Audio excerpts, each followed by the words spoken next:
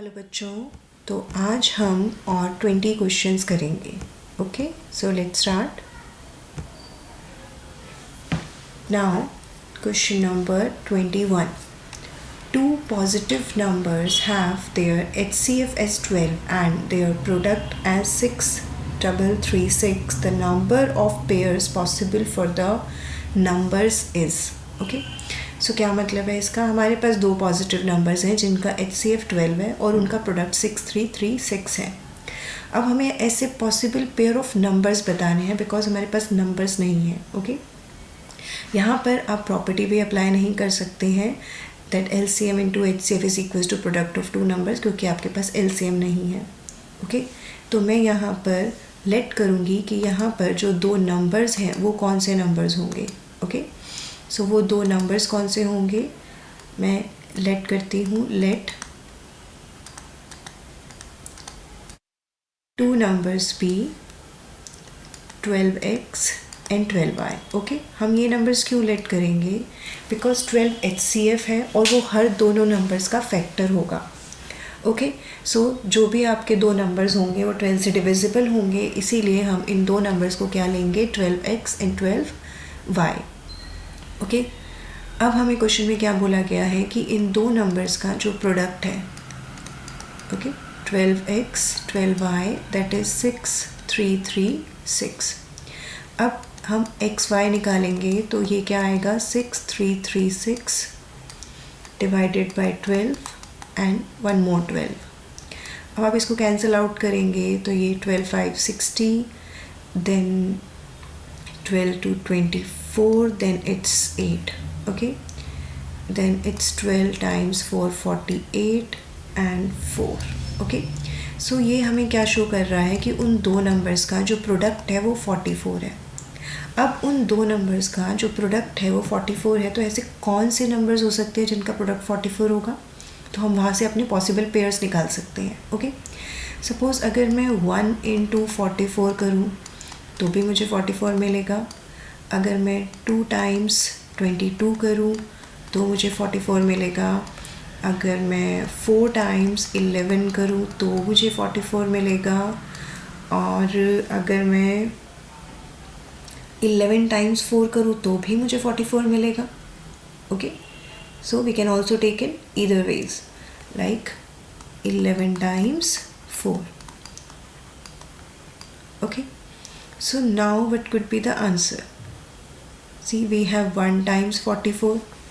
Okay, 44, 1 times 44 मतलब आपके पास pair आएगा 144. एक पेयर है आपके पास 222. ओके, एक पेयर है आपके पास 4 और 11. 4 और 11 को हम क्या लिख सकते हैं, 11 और 4.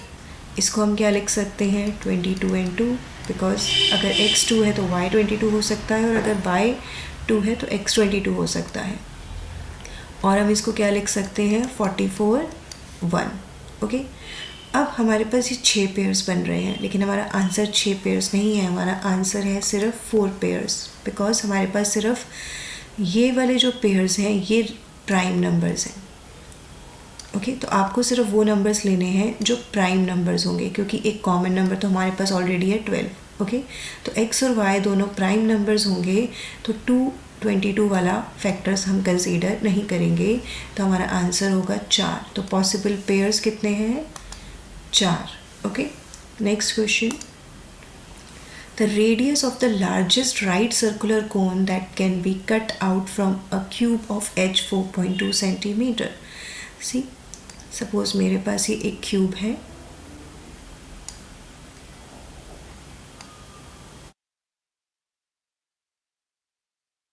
ओके, अब इस क्यूब में से हमने एक largest right circular cone cut किया है.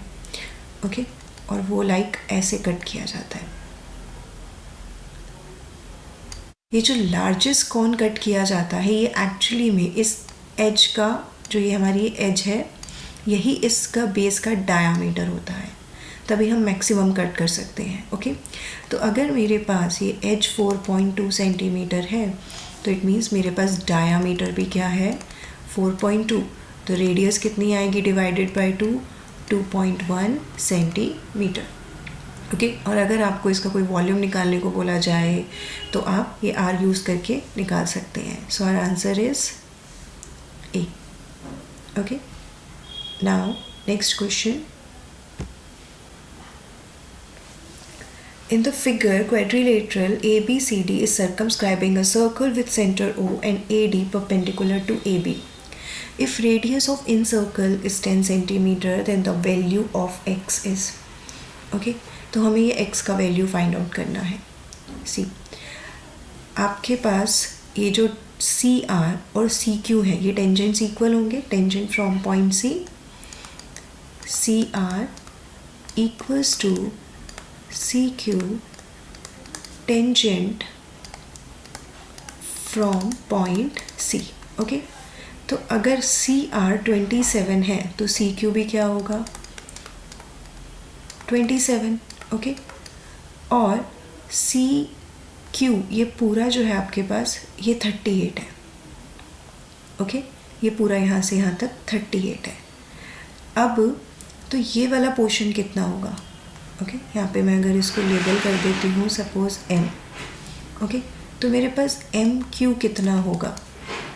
38 माइनस 27 11। ओके, तो अब ये पी एम भी कितना होगा? पी एम और एम क्यू क्या होगा? 11, टेंजेंट फ्रॉम पॉइंट m। अब मेरे पास ये इतना पोर्शन आ चुका है x के लिए। अब मुझे ये इतना पोर्शन निकालना है। ओके, उसको फाइंड आउट करने के लिए हम क्या करेंगे?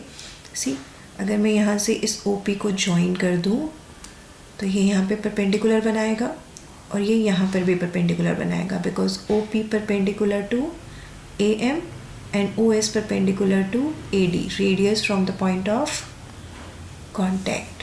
Okay, OP perpendicular to AM and OS perpendicular to AD, radius to the point of contact। okay, so it means ये सारे एंगल्स क्या होंगे? 90 डिग्री। अब एंगल OSA, एंगल OPA और एंगल A तो ऑलरेडी हमारे पास 90 डिग्री है। So by angle sum property आपका ये वाला जो angle sum property of quadrilateral, ये वाला एंगल भी 90 डिग्री हो जाता है। Okay, so therefore angle O is equals to 90 degree, angle sum property of a quadrilateral. Okay, अब चारों एंगल 90 डिग्री हो गए तो APOS क्या हुआ? Is a square. अब ये स्क्वायर है तो इसकी सारी साइड्स इक्वल होंगी। इट मीन्स अगर आपके पास OS 10 था तो AP भी क्या होगा? 10। सो AP इज इक्वल्स टू 10। अब मुझे x का वैल्यू निकालना है, तो x का वैल्यू क्या है? AP प्लस PM, यानी 10 plus 11 21 centimetre. So this is the answer. Now next, the median of the following data is 16. Find the missing frequencies A and B if the total of the frequencies is 70. Okay, so पहले मैं यहाँ पे question note कर लूँ। Class intervals हैं 0 to 5, 5 to 10, 10 to 15, 15 to 20, 20 to 25, 25 to 30, 30 to 35 and 35 to 40. Okay, now frequency क्या है मेरे पास? 12A, 12, 15B, 6, 6, 4।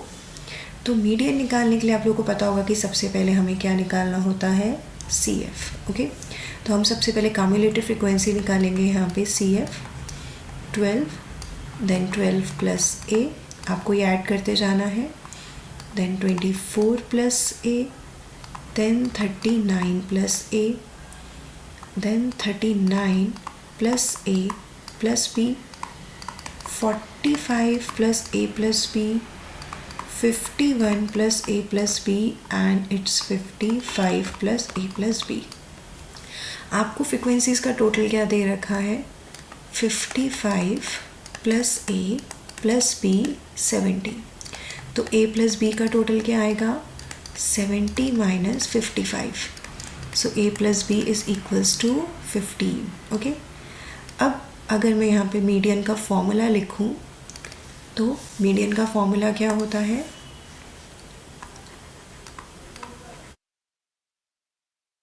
L यानी lower limit of median class n/2 minus CF upon F into H. आप लोगों को यहाँ पर ये मीडियन दे रखा है. ओके, तो अब मीडियन क्लास कहाँ से निकलेगी, ये 16 किस में लाया करेगा 15 to 20 में. तो हमारा मीडियन क्लास क्या होगा, median lies in 15 to 20 because 16 इस इंटरवल में लाई कर रहा है. ओके, अब मैं यहाँ पे वैल्यूज़ डालूँगी तो मेरा मीडियन कितना है यहाँ पर 16. Okay, lower limit of median class 15 n/2. अब n क्या होगा आपका, ये टोटल फ्रिक्वेंसी. ओके, तो ये total frequency 70/2 means 35. Okay, CF कैसे निकालते हैं, आपका जो क्लास है मीडियन क्लास है वो ये है. ओके, तो ये क्या है आपका CF और उसके सामने वाला ये क्या है F. तो 15 प्लस 35 आपके पास CF का वैल्यू है 24 प्लस A अपॉन F कितना है 15 और H का वैल्यू कितना है, H मीन्स क्लास साइज यानी 5. ये 15 आपका इधर जाके माइनस होगा, आपके पास बचेगा 1. ये 5 टाइम्स 3, हम ऊपर ब्रैकेट ओपन करेंगे -24 माइनस A अपॉन 3 यहाँ पे जाके मल्टीप्लाई होगा. 35 minus 24 means 11 minus A, so A is equals to 8. और अब because A plus B is equals to 15, आप यहाँ पर A का वैल्यू पुट करेंगे तो आपको B का वैल्यू मिल जाएगा, that is 7. Okay, so now the value of A 8 and the value of B is equals to 7. Next question. PQ is a tangent to a circle with center O at the point P. At the point P, triangle OPQ is an isosceles triangle. Then find the value of OQP. OQP. Okay, ये angle हमें find out करना है. बहुत ही simple. OP इस पे perpendicular बनाएगा. Okay, OP perpendicular to QP, radius to the point of contact. Okay, so हमारे पास जो इक्वल साइड्स होंगी, because triangle OPQ is an isosceles triangle, तो ये दोनों साइड्स इक्वल होंगी. Okay, so in triangle OPQ में OP is equals to PQ. तो इसका मतलब हमारे पास एंगल PQO इक्वल होगा POQ के. ओके, और अब एंगल P ऑलरेडी 90 डिग्री है. OPQ is equals to 90 degree. Okay, बस अब हम इसमें एंगल सम प्रॉपर्टी लगा देंगे तो हमारा आंसर आ जाएगा OPQ PQO and POQ 180 degree. Okay, तो OPQ है 90, ये दोनों एंगल्स सेम हैं, तो मैंने POQ को भी चेंज कर दिया PQO में, तो मेरे पास ये आएगा ट्वाइस ऑफ PQO. 90 इधर जाके माइनस होगा 90, so PQO is equals to 45. Okay, so this is the answer. Now next, if the angles of elevation of the top of the candle from two coins distant A centimeter and B centimeter and A is greater than B from its base and in the same straight line from it are 30 degree and 60 degree, then find the height of the candle. Okay, figure आप लोग के सामने already drawn है. Okay, सो हमें क्या बताना है, ये हमारा कैंडल का टॉप है. ओके, उसको हमने इस तरीके से पिक्चर किया है. ये हमारे पास टॉप ऑफ द कैंडल है और ये जो डिस्टेंस है A और B है फ्रॉम इट्स बेस. सी यहाँ से यहाँ तक का डिस्टेंस है A और ये वाला डिस्टेंस है B, because A is greater than B. Okay, तो ये जो एंगल ऑफ एलिवेशन है इस पॉइंट से 30 डिग्री और इस पॉइंट से 60 डिग्री है. हमें इस AB कैंडल का हाइट निकालना है. तो हम सबसे पहले ट्राइंगल लेंगे ए बी सी, जिसमें हम क्या अप्लाई कर सकते हैं, A B upon B C tan 60। Similarly मैं दूसरा ट्राइंगल लूँगी ए बी डी, उसमें मैं क्या अप्लाई कर सकती हूँ, A B upon B D tan 30। Okay, so A B और बी सी का वैल्यू क्या है, b, tan 60 means √3, so AB is actually equals to √3b। now here AB और BD क्या है, a in tan 30 is 1 by √3। okay, so AB is equals to a upon √3। मुझे value किसका निकालना है, AB का। तो अगर मैं यहाँ से इन दोनों को इक्वेट कर दूँ तो मुझे AB का वैल्यू नहीं मिलेगा। ओके, तो क्वेश्चन को हम ज़्यादा लंबा नहीं करेंगे, हमें क्वेश्चन को शॉर्ट में सॉल्व करने की कोशिश करनी चाहिए। तो अगर मैं इन दोनों इक्वेशंस को मल्टीप्लाई कर दूँ, ओके, अगर मैं इन दोनों इक्वेशंस को मल्टीप्लाई कर दूँ तो मुझे क्या मिलेगा, LHS को आप मल्टीप्लाई करोगे LHS से, ओके, एंड RHS को आप मल्टीप्लाई करोगे RHS से। ये आपके पास आएगा AB स्क्वायर, √3 से √3 cancel, AB। So AB is equals to under root small ab means the height of candle. Okay, height of candle is AB. So height of candle is actually equals to under root AB centimeter. Okay, so this is the answer. Now next, the mode of the following data is 67, find the missing frequency x। Okay, अब हमें यहाँ पे mode जो है वो already given है और हमें x का वैल्यू फाइंड आउट करना है। ओके, तो पहले मैं यहाँ पे क्लासेस लिखूँ। ये क्लास है हमारे पास 40 to 50, 50 to 60, 60 to 70, 70 to 80 and 80 to 90। And frequency है हमारे पास 5, x, 15, 12 एंड 7। ओके, सी सबसे पहले अगर मैं यहाँ पे मोड का फॉर्मूला लिखूँ तो मोड का फॉर्मूला क्या होता है, मोड होता है L plus F1 minus F0 two F1 minus F0 minus F2 into H। Okay, now H क्या होता है, क्लास साइज, L क्या होता है, lower limit of mode class. अब हमें मॉडल क्लास कौन सी है, सी यहाँ पर आपके पास मॉडल क्लास हम कैसे चेक करते हैं, मैक्सिमम फ्रीक्वेंसी से, लेकिन मेरे पास ऑलरेडी यहाँ पे मोड दिया हुआ है। तो ये 67 किस में लाया करेगा, 67 लाया करेगा 60 to 70 में, तो यही मेरी मॉडल क्लास है। ओके, तो मैं यहाँ पे लिख दूँगी that model class is 60 to 70। बस अब हमें F1, F0, F2 मिल जाएगा। क्लास के सामने वाला जो होता है उसको हम क्या बोलते हैं, F1, इसके अबव F0 एंड इसके बिलो F2। बस अब हम ये वैल्यूज़ यहाँ पे पुट करेंगे। Mode is equals to 67, lower limit 60, F1 15 minus x। Okay,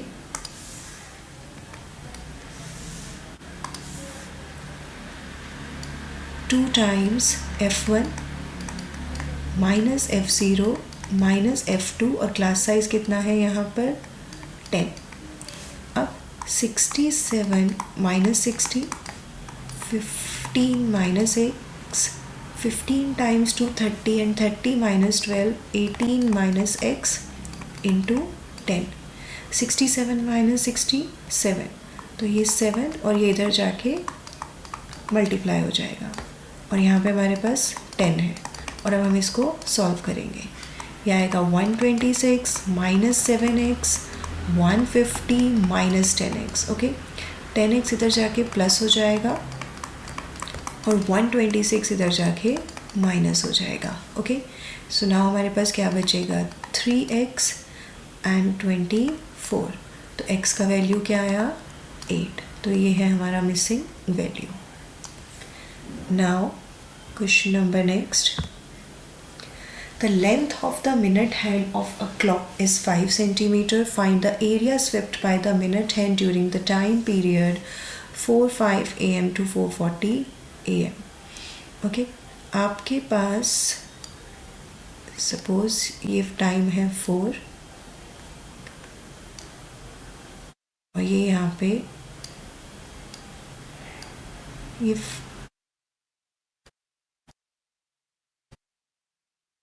ये 4:05 है. ओके, और जब ये 4:40 होगा तो ये यहाँ पे आएगी सुई. ठीक है, तो 4:05 से लेकर 4:40 तक कितना एरिया स्वेप्ट होगा आपको वो बताना है. ओके, तो एक्चुअली में जो एरिया स्वेप्ट होगा को कुछ ऐसा दिखेगा, लाइक ऐसे. ओके, तो वो एक सेक्टर फॉर्म करेगा. तो हमें उस सेक्टर का एरिया निकालना है, लेकिन उस सेक्टर का एरिया निकालने के लिए ओके हमें ये देखना होगा कि उसने कितना एंगल कवर किया है. ओके, जब आपका जो ये नीडल है ये यहाँ से स्टार्ट होता है. ओके, अगर ये नीडल यहाँ से स्टार्ट होता है और ये पूरा राउंड लेके आता है ऐसे. ओके, देन ये 360 डिग्री कवर करता है. तो 360 डिग्री जो है वो कितने मिनट में कवर करता है? 60 मिनट्स में. ओके, तो हम यहाँ पे क्या लिखेंगे? In 60 minutes it is actually 360 degree. So in 1 minute it is 360 divided by 60, 6 degree. अब 4:05 से लेकर 4:40 तक there will be 35 minutes. Okay, so 35 minutes में कितना एंगल बनेगा? 35 मिनट्स में कितना एंगल बनेगा? 35 इंटू 6 और 210 डिग्री. ओके, तो अब कितना एरिया स्वेप्ट होगा यहाँ पे वो हम यहाँ पे इस फॉर्मूले से निकालेंगे. Theta upon 360 pi r square. Okay, so theta का वैल्यू क्या है हमारे पास? 210. 360 पाई का value 22/7 and the minute hand of a clock is 5 centimeter. So here we have the value of r 5 centimeter. Okay, और अब हम इसको solve करेंगे. 7 times 3 then 12 then it's 11 and 6. It's 11 into 25/6 means 275/6. So it's approximately 6 times 4 24. Then it's 545.82 okay centimeter square. So this is the answer. Now next,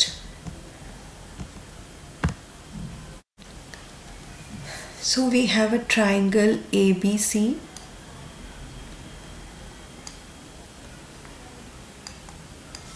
Okay, A, B and C. और हमारे पास A के coordinates हैं 5 1, B के coordinates हैं 1 5 and C के coordinates हैं -3 -1. Okay, अब हमें एक लेंथ निकालनी है मीडियन AD. तो मीडियन AD कैसे जाएगा? ऐसे जाएगा. ये AD है और ये मीडियन है. मीडियन मतलब D जो है वो इसका मिड पॉइंट है और ये इसको इक्वली डिवाइड कर रहा है. तो यहाँ पर D जो है is the mid point of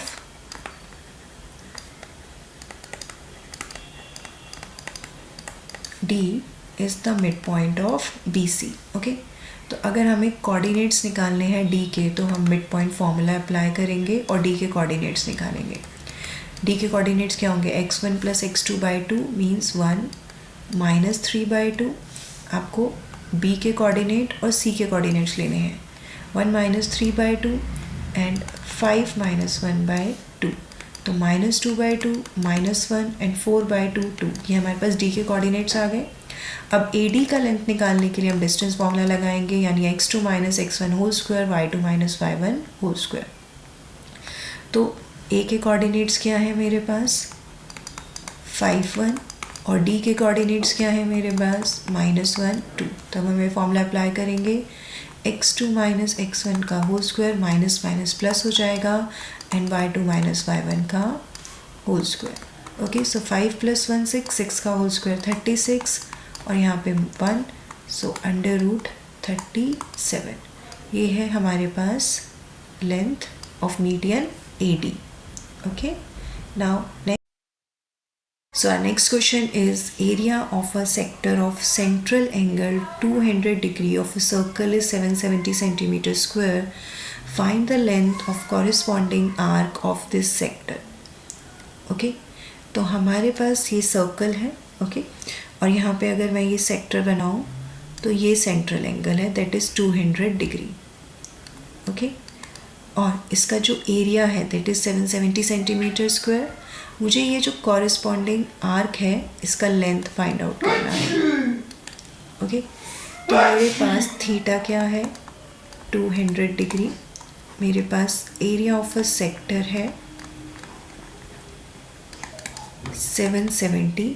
मुझे अगर इसका लेंथ ऑफ आर्क निकालना है तो लेंथ ऑफ आर्क का क्या फॉर्मूला होता है, अपॉन 360 2 पाई आर. तो मेरे पास आर नहीं है. ओके, तो हमें आर फाइंड आउट करना है. Area of a sector theta upon 360 pi r square that is 770. So हमने यहाँ पे थीटा का वैल्यू पुट किया 360 और हमने यहाँ पे ये पाई रखा, आर स्क्वायर 770. ओके, अब ये 0 से 0 cancel. Pi r square 770 36 upon 20. 0 से 0 कैंसिल 18. ओके, अभी यहाँ पे मैंने लिखा आर स्क्वायर 77 इंटू 18. पाई को जब मैं इधर ले जाऊँगी तो मेरे पास आएगा 22/7. सो 11 टाइम्स 2 7 और 9. ओके, तो अभी अब यहाँ पर अगर आर देखें तो ये आर क्या आएगा 7 और ये 9 क्या है 3 का स्क्वायर. तो मैं इसको ऐसे लिख सकती हूँ. ओके, तो आर क्या आएगा 21. अब हम यहाँ पे वैल्यू पुट करेंगे theta upon 360 to 22/7 and r, और अब हमें हमारा आंसर मिल जाएगा. ओके, 7 टाइम्स 3 देन 12 देन ये 2 6 then again 3 11 and it's 220/3. Okay, so this is the answer. Now next, two poles of height a meter and b meters are p meters apart. Okay, prove that the height of the point of intersection of the lines joining the top of each pole to the foot of the opposite pole is given by ab upon a plus b meter. तो suppose मेरे पास ये एक पोल है. Okay, और एक ये पोल है और इन दोनों के बीच का जो डिस्टेंस है दैट इज़ p मीटर. ये है मेरे पास a और ये है मेरे पास b. तो intersection of the line joining the top of each pole to the foot of the perpendicular of the opposite pole. अगर मैं इसके टॉप को इसके ऑपोजिट पोल के फुट से ज्वाइन करूँ और इसके टॉप को इसके ऑपोजिट पोल के फुट से ज्वाइन करूँ तो ये फिगर बनती है और इनके इंटरसेक्शन पॉइंट की हाइट ये बनती है. ओके, तो ये है A B C D और ये हो गया E एंड F. ओके, ये वर्टिकल टू द ग्राउंड है 90 degree, vertical to the ground 90 degree. अब मुझे ये शो करना है कि ये जो EF का हाइट है okay that is AB upon A plus B metre. तो सी हम सबसे पहले ये जो दो ट्राइंगल्स हैं ABD एंड ट्राइंगल EFD को सिमिलर करेंगे. ओके, एंगल सी ये भी वर्टिकल टू द ग्राउंड है तो ये भी 90 डिग्री होगा. ABD equals to EFD equals to 90 degree. और अगर आप ध्यान से देखें तो ये एंगल D कॉमन आ रहा है, ADB EDF. ओके, ये कॉमन एंगल है तो ये दोनों ट्राइंगल सिमिलर हो जाएंगे. ओके, सिमिलरली हम ये कह सकते हैं that triangle CBD is similar to triangle EBF. Okay, अब मैंने ट्राइंगल लिया ABD. ओके, मैंने ट्राइंगल लिया ABD और EFD. ओके, तो ये दोनों ट्राइंगल सिमिलर हैं, तो इनकी साइड्स प्रोपोर्शनेट होंगी. तो हमने यहाँ पे क्या लिखा, AB परपेंडिकुलर ABD का AB side is proportionate to EF triangle का EFD ट्राइंगल का EF साइड. ओके, ABD का बेस यानी BD और EFD का बेस यानी FD ये प्रोपोर्शनेट होगा. और बिकॉज CBD और EBF सिमिलर हैं, तो CBD में CD का height upon EF height is equals to proportionate दोनों का बेस यानी BD अपॉन BF. अब यहाँ से हमें क्या मिलेगा, AB है A. ओके, एंड BD क्या है P. सॉरी, यहाँ पे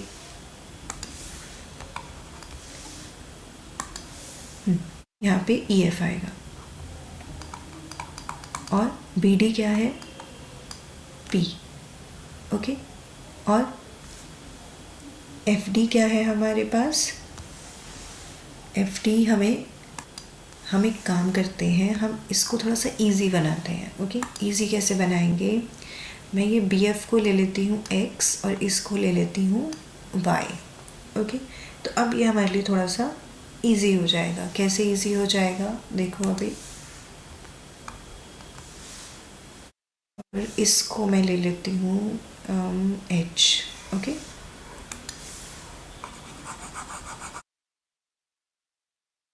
अब हम क्या करेंगे, AB है हमारे पास A, EF है H, BD को हम क्या लिख सकते हैं, P भी लिख सकते हैं, लेकिन हम इसको ऐसे ब्रेक करके लिखें तो हमारे लिए इजी रहेगा. X plus Y. ओके, और FD क्या है हमारे पास Y. अब यहाँ पर हमारे पास CD क्या है B, EF क्या है H और BD क्या है X plus Y upon X. Okay, अब मुझे क्वेश्चन में क्या चाहिए, मुझे आंसर में यहाँ पे क्या शो करना है, AB upon A plus B. Okay, तो पहली बात तो अगर मैं यहाँ से ये देखो, मेरे पास ये क्या है, X plus Y upon Y और X प्लस Y अपॉन, इसको आपको यहाँ पे लिख के दिखाती हूँ, A upon H, X plus Y upon Y, B upon H, X plus Y upon X. Okay, अब अगर मैं यहाँ से x प्लस वाई का वैल्यू निकाल लूँ तो मेरे पास क्या आएगा, सिर्फ इस वाली इक्वेशन में से bx अपॉन h. ओके, और ये x प्लस वाई का वैल्यू अगर मैं यहाँ पर पुट कर दूँ तो मेरे पास क्या आएगा, bx अपॉन hy. अभी h से h कैंसिल. ओके, h से h कैंसिल, तो मेरे पास वैल्यू क्या आया, a upon b equals to x upon y. अब मेरे पास मुझे क्या चाहिए, A B upon A plus B, तो मुझे x और y तो नहीं चाहिए, तो मैं अभी ये वाली इक्वेशन एक बार दोबारा कंसीडर करूँगी. ओके, क्या है हमारे पास, a अपॉन h. ओके, और अगर मैं इसको ऐसे लिख दूँ x प्लस वाई सेपरेट करके, x प्लस वाई और y अपॉन y, तो क्या आएगा, a upon h. x by y का रेशो क्या निकाला अभी हमने, a बाय b, और ये है 1. ओके, अब हम यहाँ पे लेंगे LCM, तो हमारे पास आएगा a plus b upon b. तो मुझे क्या चाहिए, क्या आएगा, A B upon A plus B H. Okay, तो यही हमें शो करना था. Okay, now next, if alpha beta are the zeros of x square minus 5x plus k such that alpha minus beta equals to 1, then find the value of k. Okay, so x square minus 5x plus k, मेरे पास क्या है, alpha minus beta equals to 1. यहाँ से मैं क्या निकाल सकती हूँ, alpha plus beta minus B by A, यानी माइनस 5/1। तो मुझे क्या मिलेगा, अल्फ़ा प्लस बीटा 5। अब हम एलिमिनेशन लगाएंगे, 2 अल्फ़ा 6 अल्फ़ा 3, ओके। और अब मुझे क्या चाहिए, के का वैल्यू। के का वैल्यू कैसे आएगा, alpha beta C by A यानी के बाई 1। तो मेरे पास अल्फ़ा का वैल्यू तो आ चुका है, लेकिन बीटा का वैल्यू कैसे आएगा, alpha minus beta is equals to 1। आप यहाँ पे अल्फ़ा का वैल्यू पुट करेंगे, ओके, तो बीटा का वैल्यू आएगा 2। वो 2 वैल्यू हम यहाँ पे पुट करेंगे, so K is equals to 6, okay. Next, the top of two towers of height x and y standing on level ground subtend angle 30 degree and respectively 60 degree respectively at the center of the line joining their feet, okay। तो यहाँ पे हमें एक अंदाजे से लेना पड़ेगा कि x की हाइट, x हमें नहीं पता that x is greater than y or not, okay। So we are just taking two towers x and y, or this is the center point, okay। So this is the figure, okay। So this is tower 1 whose height is x, this is tower 2 whose height is y. They are standing on the level ground. This subtends 30 degree and 60 degree at the center of the line joining their feet. तो हमें क्या निकालना है, x और y का ratio. सो ये है C D और ये है पॉइंट E। जब हम ट्राइंगल AB लेंगे तो हम उसमें क्या अप्लाई कर सकते हैं, AB upon BE, okay, is equals to tan 30। See, ये सेंटर पॉइंट है, यानी ये मिड पॉइंट है, तो अगर मैं इसको A ले रही हूँ तो ये भी A होगा, okay. So x upon A tan 30 1/√3 means x is equals to A upon √3।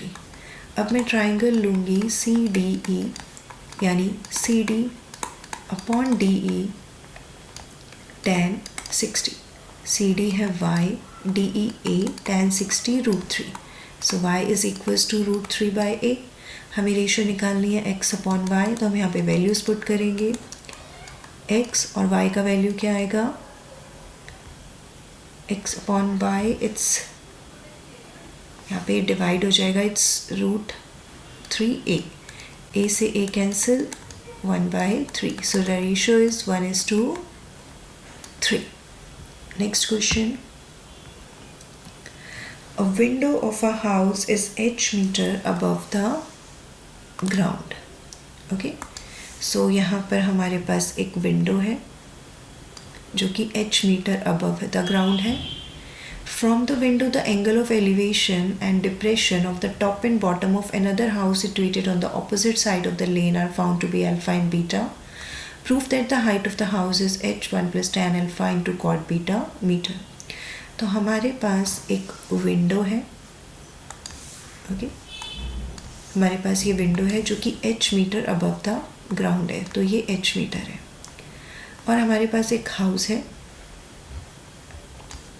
Okay. So the angle of elevation and depression of the top and bottom of another house situated on the opposite side of the lane are found to be alpha and beta.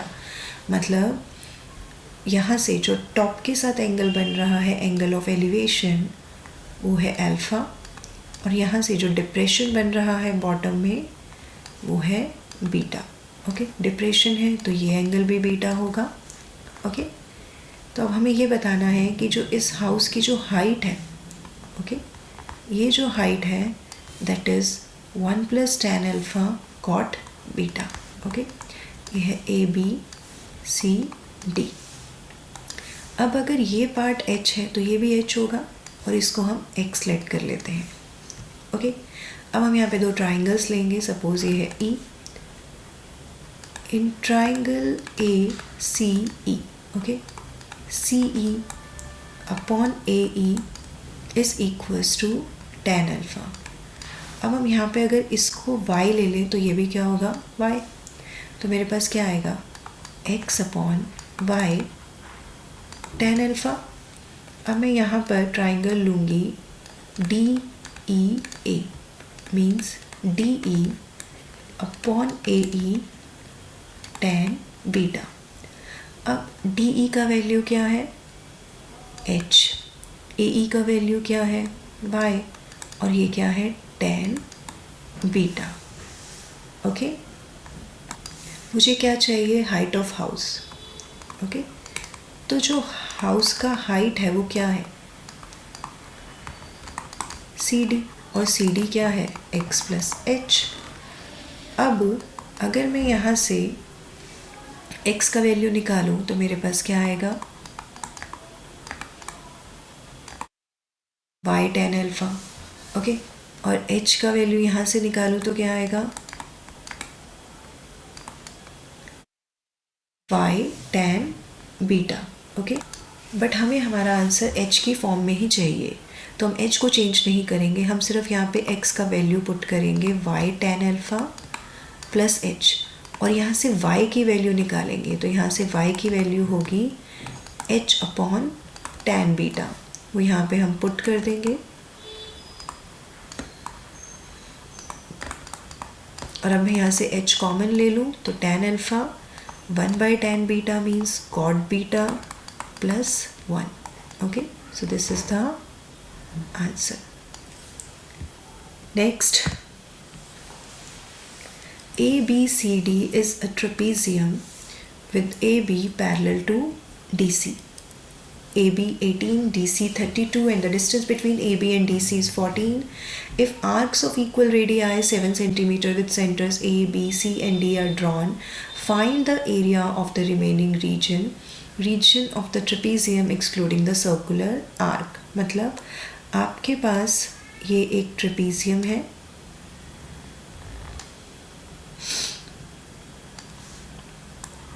A, B, C, D।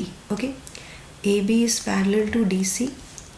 AB है आपके पास 18, DC है आपके पास 32, and the distance between AB and DC, ये जो height है ये है 40।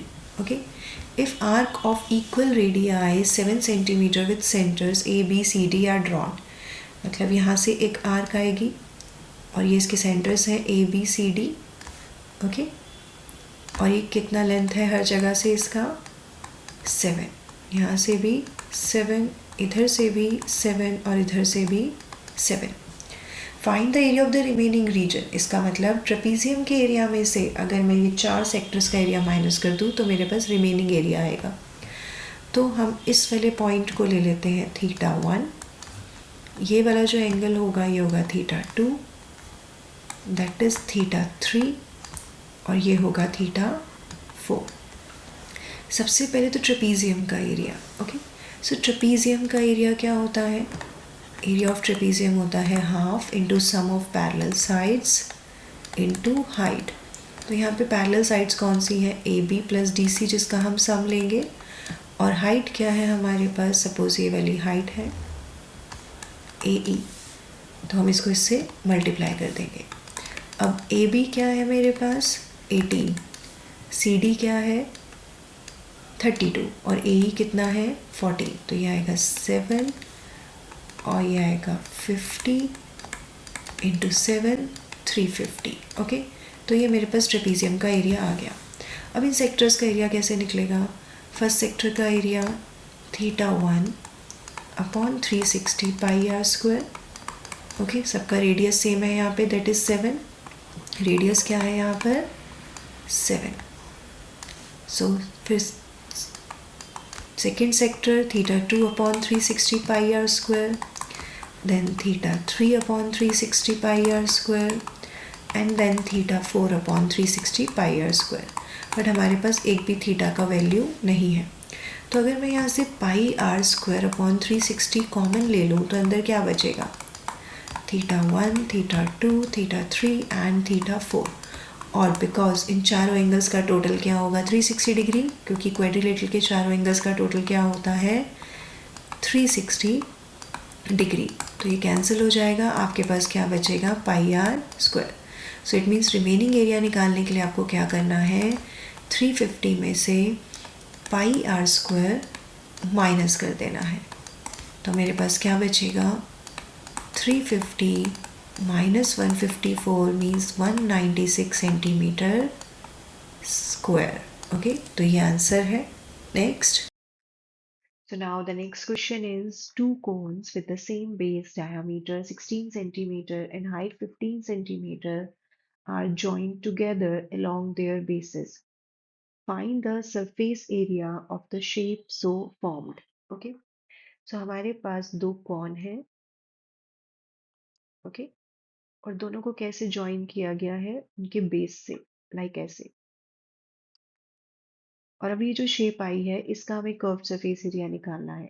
ओके, तो अगर आप ध्यान से देखें तो इस शेप को जब आप देखेंगे तो आपके पास सिर्फ ये जो कोन 1 है इसका कर्व सरफेस एरिया दिखेगा, और ये जो बॉटम वाला कौन है इसका कर्व सरफेस एरिया दिखेगा। ओके, दोनों का बेस सेम है तो दोनों का डायामीटर 16 है। ओके, सो डायामीटर क्या है हमारे पास 16 सेंटीमीटर, तो रेडियस क्या होगी 8 सेंटीमीटर। ओके, और हमारे पास हाइट क्या है 15 सेंटीमीटर। तो अगर मैं इसका कर्व सरफेस एरिया निकाल लूं और इसका कर्व सरफेस एरिया निकाल के दोनों को ऐड कर दूं तो हमारे पास हमारा रिक्वायर्ड सरफेस एरिया आ जाएगा।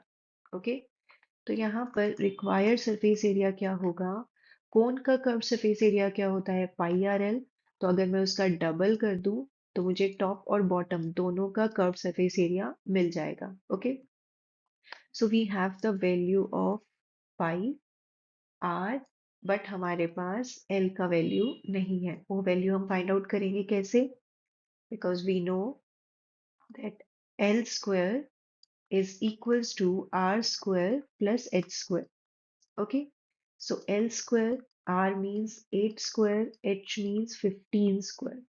So 8 square is 64, 15 square is 225, and हमारे पास है 289 जो कि एक्चुअली में 17 का स्क्वायर है। तो हमारे पास L का वैल्यू क्या आएगा 17 सेंटीमीटर। ओके, सो वो वैल्यू हम यहाँ पे पुट कर देंगे और अब हम सॉल्व कर देंगे तो हमारा आंसर आ जाएगा। ओके, सो नाउ मल्टीप्लाई करेंगे अभी 2 times 22 44, it's 8 times 17 126 and 7. Okay,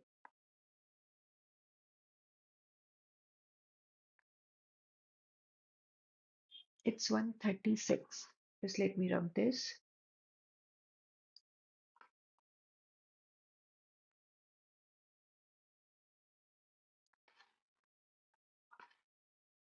See, 17 times 8 87 56 and it's 136. Now 136 times 44 को मल्टीप्लाई करेंगे तो क्या आएगा। Okay, so it should be 5984।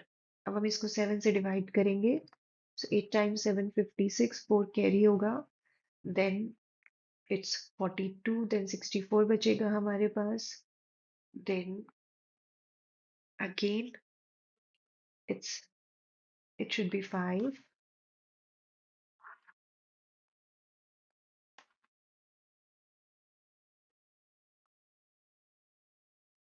okay, so it's 7 5 are 35, then आपके पास again 3 बचेगा 34, so 7 4 to 28, then 60, then 7 7 are 49, so it's approximately 855 centimeter square.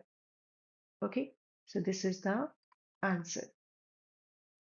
Next, from the top of a building AB 60-meter high, the angle of depression of the top and bottom of a vertical lamppost CD are observed to be 30° and 60° respectively. Find the horizontal distance between AB and CD and find the height of the lamppost. So हमारे पास एक building है that is AB and its height is 60 meter, और हमारे पास एक lamp post है CD. BD is the distance between these two, and हमें क्या बोला गया है angle of depression of the top and bottom. ये हमारे पास वर्टिकल लैम्प पोस्ट है, इसका टॉप है C, इसका बॉटम है D, और यहाँ से A पॉइंट से जो एंगल ऑफ डिप्रेशन है इसके टॉप और बॉटम पर वो है 30 डिग्री। ओके, सो ये क्या है 30 डिग्री। और नाउ यहाँ पर ये बॉटम में क्या है, दैट इज 60 डिग्री। तो ये वाला एंगल भी क्या होगा, 60 डिग्री, और ये भी क्या होगा 60 by alternate interior angle. So E A C equal होगा A C F 30 degree and E A D equal होगा A D B 60 degree. Okay, अब हमें क्या करना है, हमें horizontal distance between A B and C D और height of lamp post यानी सी डी निकालना है। तो हमें बी डी और सी डी का वैल्यू चाहिए। सपोज अगर मैंने इसको एक्स लेट किया तो ये भी क्या होगा एक्स। तो मैंने लेट किया that C F is equals to B D equals to X. Okay, अब मैं यहाँ पे ट्राइंगल लूंगी ए F C.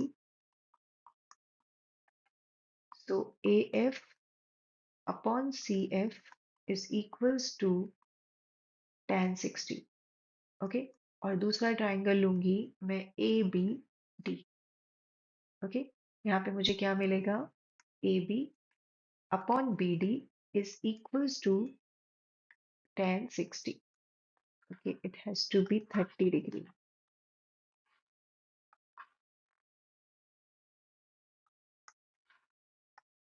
So now it should be 30 degree. अब हम यहाँ पे वैल्यूज पुट करेंगे। A F, okay, C F is X, tan 30 is 1/√3। Okay, so the value of AF is x upon √3. Now AB is what, 60, BD हमें find out करना है, and tan 60 is √3. Okay, now BD is what, 60 upon √3. Okay, so BD क्या है हमारे पास x। अब इसकी value find out करने के लिए अगर मैं इसको √3 से रेशनलाइज करूं तो मुझे क्या मिलेगा, √3 टाइम्स √3 3, तो मुझे वैल्यू मिलेगी 20√3। Okay, so this is the answer. और अगर आपको √3 का वैल्यू गिवन है तो आप उसमें वो वैल्यू पुट करके इससे मल्टीप्लाई करके उसके बाद अपना आंसर देंगे। देन मुझे क्वेश्चन में क्या बोला गया है, मुझे सी डी फाइंड आउट करना है। ओके, तो सी डी का वैल्यू कैसे आएगा, मेरे पास ए एफ का वैल्यू क्या है, एक्स अपॉन √3। एक्स का वैल्यू क्या है 20√3 upon √3। So now the value is 20। तो अब अगर मुझे सी डी का वैल्यू निकालना है तो C D is actually equals to B F. Okay, तो अगर इस पूरे 60 में से मैं ए एफ का वैल्यू माइनस कर दूं, ओके, अगर मैं ए बी में से ए एफ का वैल्यू माइनस कर दूं तो मुझे क्या वैल्यू मिलेगा, बी एफ, और B F is actually equals to C D. So it mean 60 minus 20, answer is 40 meter. So this is the answer. Next, what is the area of a semicircle of diameter d? Okay, तो इसका हमारे पास क्या है, जी हमारे पास एक semi circle है, ये मेरे पास एक सेमी सर्कल है, इसका डायामीटर d है। ये क्या होता है, रेडियस, ये भी क्या है, radius. Okay, so diameter is equals to what, 2r, so r is equals to d/2। अगर मुझे सेमी सर्कल का एरिया निकालना है तो मुझे क्या करना है, हाफ ऑफ सर्कल का एरिया, यानी बिकॉज ये सेमी सर्कल है πr²। So half pi are क्या है मेरे पास d/2, क्योंकि मुझे आंसर टर्म्स ऑफ d में देना है, तो d/2 का होल स्क्वायर। तो मेरे पास क्या आएगा 1/2 पाई d²/4। Okay, so it should be d square, okay, pi 1/8। Okay, so now the next question is, in the given figure AT is a tangent to the circle with center O such that OT equals to 4 and OTA is equals to 30, find the length of OT। अगर मैं इसको join कर दूं, okay, so now we can say that OA perpendicular to AT, so it means OAT 90 degree है। Okay, और अब अगर मैं यहाँ पर ट्रिगो अप्लाई करूँ, इट मीन्स मुझे क्या चाहिए, मुझे ए टी का लेंथ चाहिए। तो मैं यहाँ पे लगाऊँ A T upon O T, because O T given है। तो ये क्या बनेगा, बेस अपॉन हाइपोटेन्यूज यानी cos 30। सो ए टी क्या है मेरे पास, फाइंड आउट करना है। ओ टी का वैल्यू क्या है, 4, एंड cos 30 इज √3/2। ओके, ये 4 इधर जाके क्रॉस मल्टीप्लाई हो जाएगा, तो आपके पास आंसर आएगा 2√3। Okay, so this is the answer. Next, if the system of equation have infinite number of solutions, then find A, B. Okay, so for infinite number of solutions हम क्या करते हैं, A1 upon A2, B1 upon B2 and C1 upon C2 को हम equal रख देते हैं। Okay, तो वही हम यहाँ पर करेंगे।